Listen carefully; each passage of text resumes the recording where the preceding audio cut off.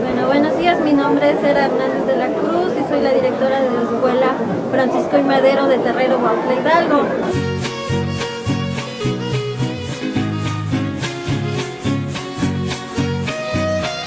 El trabajo que vemos hoy se llama el baño del niño en aguas de Esmaltilismo y son las actividades que realizan ahí en el terrero, que es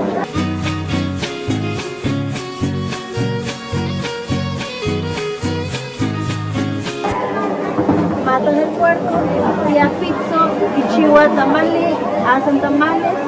Tenemos a la partera que se encarga de realizar los baños, que es con el talanque, Catarina Martínez Cruz. Sisencagua At, prepara el agua.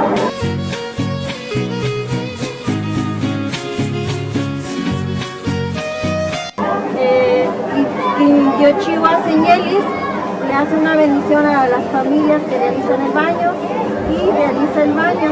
Si el baño es para una niña, lo carga un niño. Y si el baño es de un niño, lo carga una niña. Y es el trabajo que hemos realizado. Y aquí tenemos la oración que realiza la partera.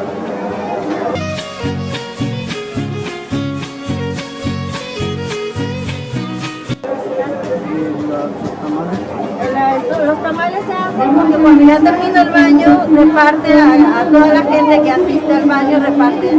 Les da los tamales para comer ahí y para llevar.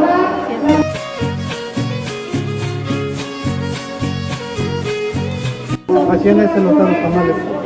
Toda la gente de la comunidad, los que invitan, son los que hacen los tamales. Nada más son invitados. Son invitados los que les llevan de comer a la señora cuando tuvo a su bebé. A ellos los invitan. Son ellos los que van a comer todo. Gracias.